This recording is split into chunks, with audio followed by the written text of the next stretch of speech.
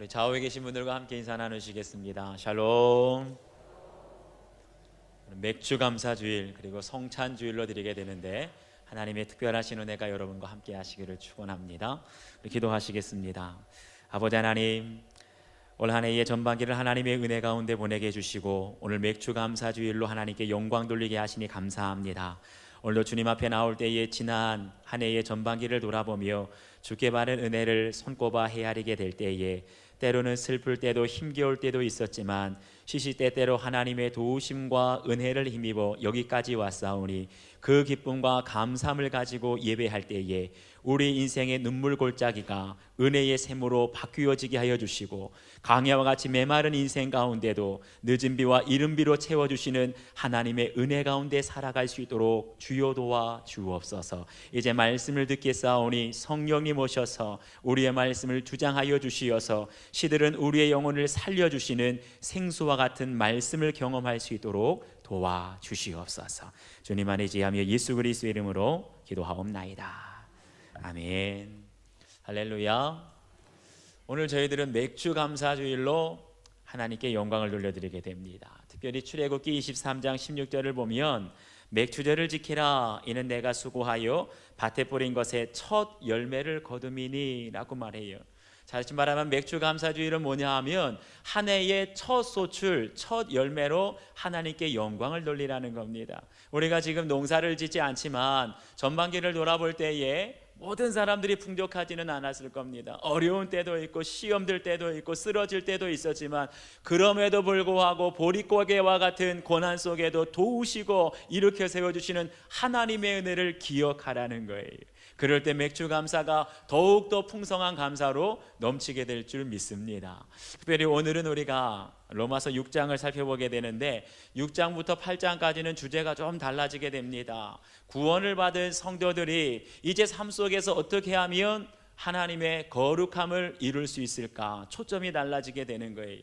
이것을 신학적으로 말하게 되면 성화라고 합니다. 그런데 이 성화의 핵심이 무엇이냐? 바로 예수 그리스도를 닮아가는 것에 있다는 거예요. 어떻게 하면 우리가 삶 속에서 예수님을 닮아갈 수 있을까? 오늘 말씀 속에서 그 해답을 찾을 수 있기를 바랍니다. 주신 말씀을 통하여 그리스도와 함께라는 제목으로 우리 함께 은혜 나누겠습니다. 첫 번째, 성화의 길을 걸어가려면 먼저 죄에 대하여 죽어야 한다는 겁니다. 우리 2절 말씀을 함께 읽겠습니다. 2절 시작. 그럴 수 없느니라 죄에 대하여 죽은 우리가 어찌 그 가운데 살리요. 아멘. 여기 보니까 예수님을 믿는 사람을 가리켜서 우리의 정체성이 어떻게 바뀌어지게 되었느냐 이렇게 말합니다. 죄에 대하여 죽은 사람들이다. 아멘이십니까? 다시 말하면 예수님을 믿는 사람들은 더 이상 죄에 머무르지 않고 죄에 대해서 죽은 사람이다 라고 말하고 있는데 그런 사람들에게는 한 가지 특징이 있다는 거예요. 1절 마지막 절 부분을 보게 되면 죄에 거하겠느냐라고 질문을 하면서 2절 전반부에 이렇게 대답을 합니다. 그럴 수 없느니라. 이건 단호한 대답이에요. 예수님을 믿고 구원받은 사람들은 더 이상 죄에 거할 수 없다. 그러면 죄에 거한다는 것이 무슨 뜻이냐? 한마디로 계속해서 이전에 짓던 죄를 반복해서 짓는다는 거예요. 한마디로 무슨 뜻입니까? 우리가 예수님을 믿고 이제 예수님을 닮아서 성화의 길을 걸어가는 사람들은 더 이상 죄에 머무를 수 없고 이전에 반복되었던 모든 죄의 습관들을 끊어야 할 줄 믿습니다. 그럼 먼저 우리가 죄를 끊으려면 어떻게 해야 되느냐? 그러면 죄의 속성을 알아야 돼요. 여러분, 죄의 속성이 무엇입니까? 죄는 항상 숨기고 감추려고 한다는 거예요. 우리 얼마 전에 신문에 큰 사건, 안타까운 사건이 하나 있었지요. 전라도에 있는 강진에서 여고생 한 명이 실종되고 결국 시신으로 발견이 되었습니다. 그런데 그 사고의 자초지종을 수사관들이, 경찰들이 이렇게 수사하다 보니까 그 여고생이 누구를 따라갔냐면 아버지의 친구를 따라가서 아르바이트 갔다 그 사건을 당했어요. 그런데 그 아버지의 친구를 행적을 살펴보니까 수상한 점이 한두 가지가 아닙니다. 보게 되니까 그 여고생이, 실종된 여고생의 엄마가 집에 찾아오니까 갑자기 집에 불을 다 끄고 뒤로 몰래 도망치는 것이 CCTV에 촬영되기도 하고, 심지어는 행적을 다 감추기 위해서 핸드폰을 전원을 꺼버리기도 합니다. 그리고 그 여고생, 친구의 딸 아닙니까? 그 여고생을 불러내면서 뭐라고 말하냐면 아무에게도 말하지 말고 비밀로 하고 오라는 거예요. 이게 바로 죄의 속성이에요. 죄의 속성은 어떻게 해서든지 사람들에게 감추려고 하고 숨기려고 하고 자기의 증거 흔적을 다 지우려고 비밀로 하려고 한다는 거예요. 바로 여기에 우리가 죄를 끊을 수 있는 비결이 담겨져 있다는 거예요. 여러분, 우리의 힘으로 죄를 끊을 수 있습니까? 없습니까? 우리의 힘과 노력으로는 아무리 해도 죄를 끊을 수가 없다는 거예요. 여러분들 다 해보셔서 아시지 않습니까? 그런데 성경은 죄를 끊을 수 있는 비결에 대해서 우리에게 이와 같이 처방합니다. 그건 다른 것 아니라 죄에 대하여서 죽는 것이다. 아멘이십니까? 우리가 죄에 대해서 죽을 때 죄를 끊게 되고 죄를 이기게 될 줄 믿습니다. 그러면 죄에 대해서 죽는 것이 뭐예요? 그건 다른 것 아니라 죄를 드러내는 거예요. 죄가 가장 두려워하는 것이 무엇이냐? 사람들에게 죄가 드러나게 될 때 죄는 힘을 잃어버리게 될 줄 믿습니다. 우리가 죄를 숨기고 감추고 비밀로 하면 비밀로 할수록 우리 안에서 죄의 힘이 더 강력해지는 거예요. 그러면 점점점 우리는 죄의 종노릇 할 수밖에 없는 겁니다. 그런데 참 신기하고도 놀랍게도 우리가 죄를 고백하게 되면, 사람들 앞에서 죄를 드러내게 되면 그 자리에서 즉시로 죄는 힘을 잃어버리게 되고 달아나게 될 줄 믿습니다. 죄를 고백하는 건 창피한 일입니다. 부끄러운 일입니다. 그럼에도 불구하고 하나님 앞에 죄를 시인하고 공동체 안에서 죄를 드러내게 될 때에 우리는 무서운 죄를 끊게 될 것이고 새 생명을 얻게 될 줄 믿습니다. 서울에 있는 어느 한 교회에서 있었던 일입니다. 한 안수 집사님이 철야 기도회에 하나님의 은혜를 사모하면서 참여하게 되었습니다. 그런데 이 집사님은 모태신앙인데다가 아주 교회에서 봉사 많이 하기로 소문난 집사님이었어요. 그런데 딱 한 가지 끊지 못하는 것이 있는데 이분이 담배를 끊지 못했습니다. 그런데 그날도 하나님의 은혜를 사모하면서 철야 기도회에 참석하게 되었는데, 철야 기도회를 참석하면서도 끝나면은 담배 생각이 날 것 같아서 양말에다가 담배를 숨겨가지고 철야 기도를 참여했어요. 그런데 그날 강단에서 선포되어지는 말씀이 무엇이냐? 너희 몸을 하나님이 기뻐하시는 거룩한 산제물로 드리라. 이 말씀을 듣는데 이 집사님 마음판에 새겨진 거예요. 마음판에 찔린 거예요. 예배를 드리는 내내 눈물로, 기도회를 진행하는 내내 회개하면서 기도하다가 기도회가 다 끝난 다음에 누가 시키지도 않았는데 자원해서 손을 들고 간증을 하겠다고 일어섰어요. 그러면서 성도들 앞에서 이분이 간증을 합니다. 고백을 합니다. 하나님께서는 우리 몸을 거룩한 산제물로 드리라고 하셨는데 저는 아직도 저의 죄를 끊지 못했습니다. 오늘 철야 예배에 나오면서도 제 양말 속에 담배를 숨겨서 나왔습니다. 제 몸을 하나님 앞에 거룩한 산제물로 드리지 못한 죄를 회개합니다. 여러분 생각해 보세요. 그냥 새신자도 아니고 안수 집사님까지 되었는데 지금까지 금식도 해보고 철야도 해보고 약도 먹어보고 다 노력했는데 도저히 끊을 수 없었으니 얼마나 마음이 고달팠겠습니까? 그런데 이렇게 고백하면서 맨 마지막으로 성도들에게 부탁을 합니다. 눈물을 흘리면서 제가 아직도 담배를 끊지 못하는데 하나님의 은혜로 이것을 끊을 수 있도록 여러 성도님들 기도해 주시기를 바랍니다. 이렇게 고백했어요. 그런데 그 다음에 놀라운 일이 생겼습니다. 바로 그렇게 고백하고 나서 그 다음 날부터 이유를 모르겠는데 40도가 넘는 고열이 일어나기 시작하는 거예요. 그러면서 몸져 누워있는데 병원에 가도 이유를 알 수 없다는 거예요. 처방도 내려주지 않습니다. 일주일 내내 40도가 넘는 고열로 시달리다가 일주일이 지나서 그 다음 주에 교회에 나와서 목사님에게 이렇게 고백하는 겁니다. 목사님, 제가 지난 한 주간 동안 40도가 넘는 고열로 사경을 헤매다시피 했습니다. 그런데 고열이 내리고 나니까 이제는 담배를 피고 싶어도 담배가 너무나 써서 피울 수가 없게 되었습니다.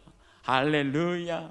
사랑하는 여러분, 여러분의 힘과 의지로 끊을 수 있겠습니까? 도저히 죄를 끊을래야 끊을 수가 없는 거예요. 그런데 나는 할 수 없습니다. 하나님 앞에 나의 죄를 시인하고 사람들 앞에 나의 죄를 드러내게 될 때 하나님이 끊게 하시면, 하나님이 역사하시면 고열이라고 하는 고통을 통하여서 자연스럽게 끊게 하실 줄 믿습니다. 우리의 힘과 의지로 죄를 끊을 수 있으면 얼마나 좋겠어요. 그런데 끊어지지가 않는 거예요.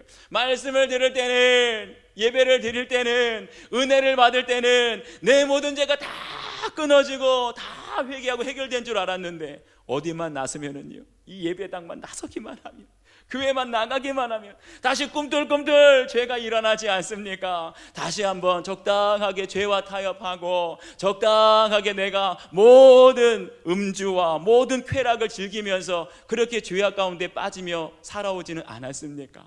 여러분, 오늘 말씀 앞에 우리 결단할 수 있으면 좋겠습니다. 지금까지 내가 아직까지도 죄에 대해서 죽지 못하고 아직까지도 내 안에 드러내지 못하고 고백하지 못한 죄가 있다면 그것이 무엇인지 돌아볼 수 있길 바랍니다. 드러낼 때, 시인할 때 우리는 죄에 대해서 죽은 자로 죄를 끊어버리고 죄를 승리하는 삶을 살게 될 줄 믿습니다.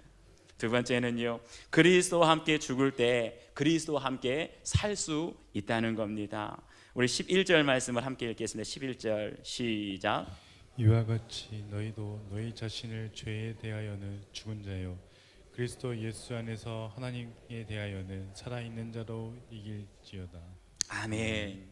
여기 보니까 굉장히 중요한 말이 나옵니다. 그리스도 예수 안에서. 이 말은 특별히 사도 바울이 그의 바울 서신에서 굉장히 강조하는 말인데, 신약 성경을 두루 연구하게 되면 그리스도 안에서, 그리스도 예수 안에서, 예수 안에서 이런 말이 총 200번이나 나온다고 합니다. 그만큼 사도 바울에게 중요한 말이에요. 무슨 뜻입니까? 우리가 성화의 길을 걸어가는데, 예수님을 닮으려고 하는데 무엇보다 가장 중요한 것은 그리스도 예수 안에서 이 모든 것이 이루어지게 되는 줄 믿습니다. 예수님을 떠나서는, 그리스도 밖에 있어서는 우리의 힘으로는 성화되어 갈 수 없고 예수님 닮아갈 수 없어요. 그리스도 예수 안에서 이 모든 거룩함의 삶들이 회복되는 줄 믿습니다. 그러면 그리스도 예수 안에서라는 것이 무슨 뜻이냐? 그 내용이 오늘 보니까 3절부터 9절까지 계속해서 설명이 됩니다. 거기 보니까 계속 반복되는 말이 나오는데, 예수와 합하여, 또 그의 죽으심과 합하여 그와 함께 그의 죽으심과 같은 모양으로, 그의 부활과 같은 모양으로 연합한 자, 예수와 함께, 그리스도와 함께.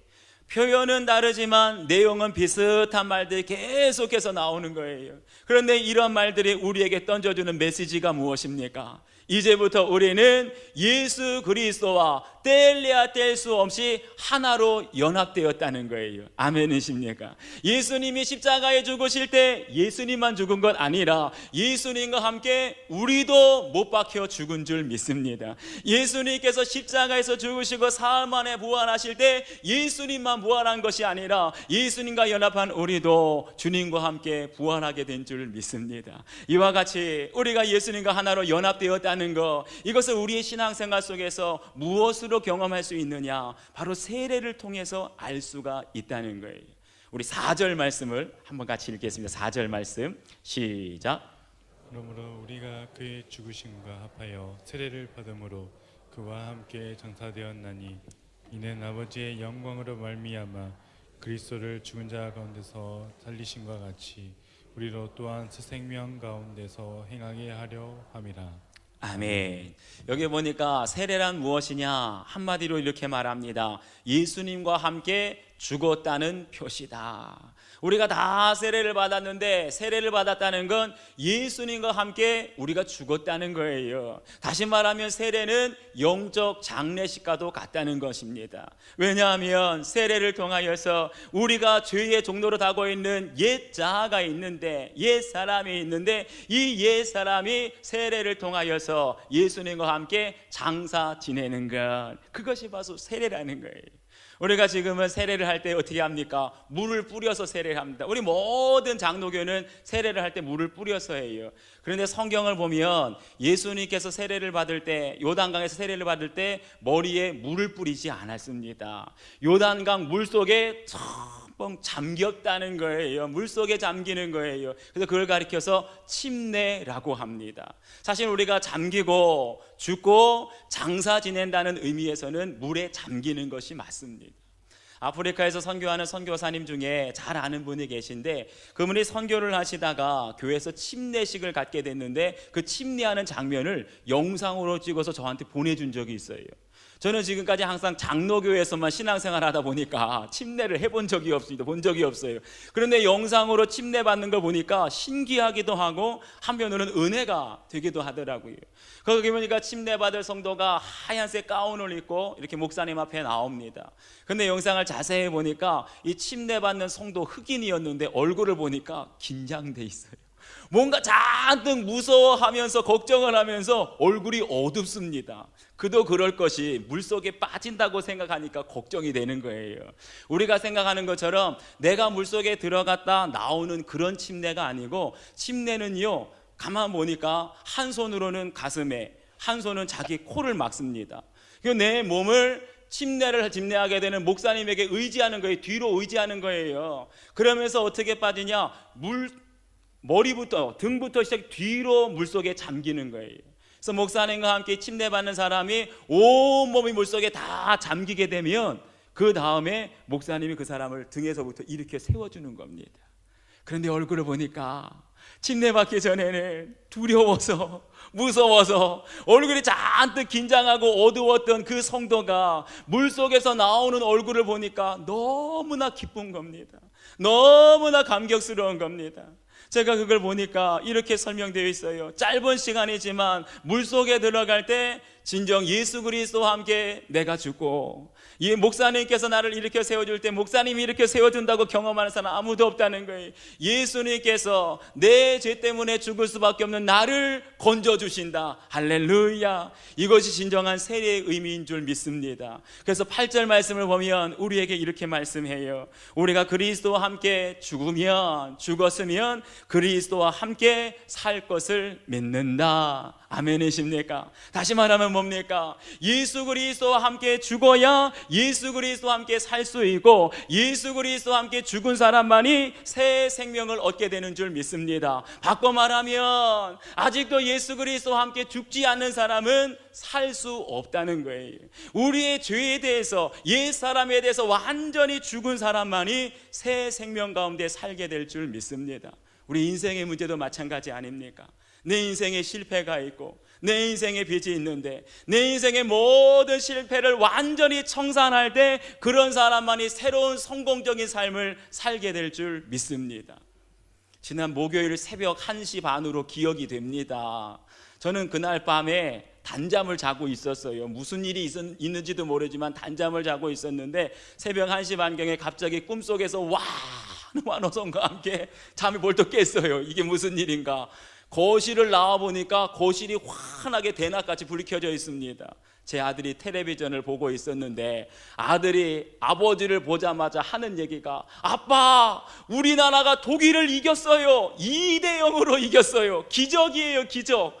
이렇게 말하는데 저는 그때까지만 해도 비몽사몽인지라 이게 무슨 잠자다가 봉창 두드리는 소리냐, 어떻게 우리가 독일을 이길 수 있어? 저는 그때까지도 꿈인 줄 알았어요. 근데 비몽사몽간에 나와서 아들하고 같이 텔레비전 앞에 앉아보니까 대한민국 독일 2대0.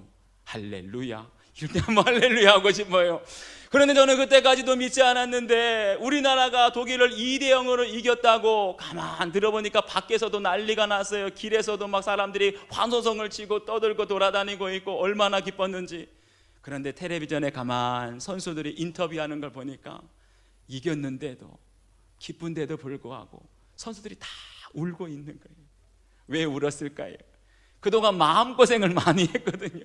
우리 선수들이 진다고 하기만 하면 진다고 그냥 언론에서 국민들이 비난하고 욕하고 하니까 마음고생을 너무나 많이 해서 울고 있더라고요. 이겼는데도 울고 있더라고요. 근데 그 중에서 제가 인터뷰를 하는 선수 중에 감명적인 사람이 한 명 있었어요. 김영권 선수라고. 이 선수는 이번 월드컵에서 가장 공을 많이 세운 선수입니다. 수비를 많이 막았어요. 독일전에서도 결승골을 넣어가지고 우리가 승리하는데 결정적인 역할을 한 사람 아닙니까?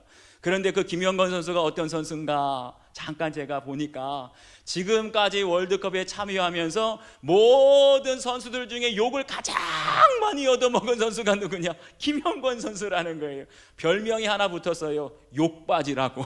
얼마나 욕을 많이 먹었으면. 우리나라 대표 축구팀의 가장 큰 문제가 수비 불안인데 맨날 수비가 뚫린다 그래가지고 김영권 선수한테 너는 자동문이다, 맨날 뚫리니까 자동문이다, 그런 욕을 먹으면서 비난을 받았는데, 운동선수로서 그런 말을 들으면 얼마나 힘들었겠습니까?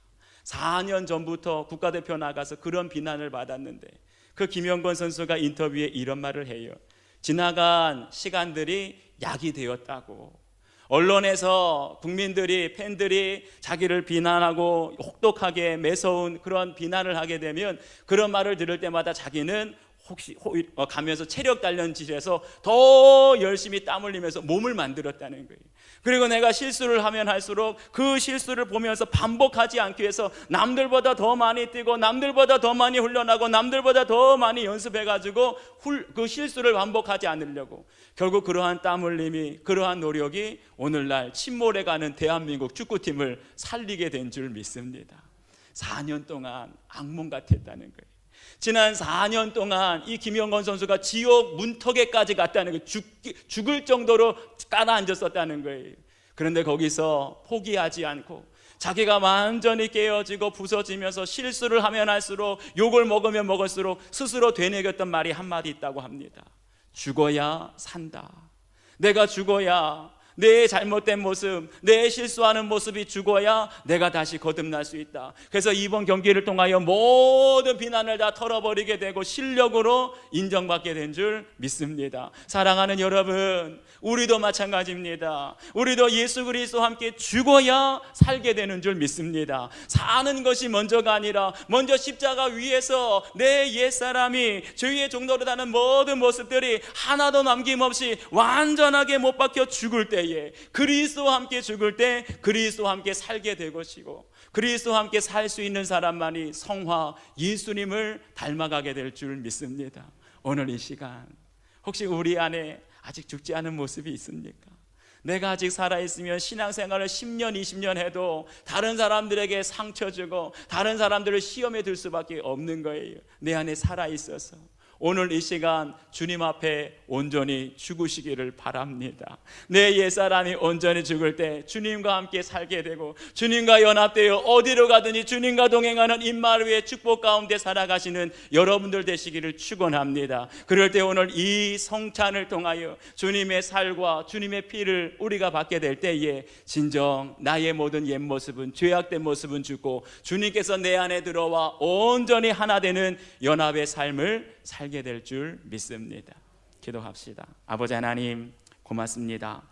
오늘도 주께서 주시는 말씀을 통하여 그리스도와 함께 죽는 자가 그리스도와 함께 살 수 있다 말씀하십니다. 아직도 죄악된 모습을 숨기고 감추고 비밀로 여기면서 죄의 종노릇 하는 모습이 내 안에 감춰져 있다면 주님, 이제 주님 앞에 시인하고 공동체 앞에 죄를 드러내며 죄악과 못하며 살아가는 삶이 아니라 그리스도와 함께 죽고 그리스도 안에 살며 예수 그리스도 닮아가는 성화의 삶을 살기를 원합니다. 오늘 성찬식을 통하여 우리에게 은혜를 나리워 주시어서 이제는 주님과 원수된 삶이 아니라 주님과 하나 되어 연합된 삶을 살아갈 수 있도록 도와 주시옵소서. 감사드리며 예수 그리스도의 이름으로 기도하옵나이다.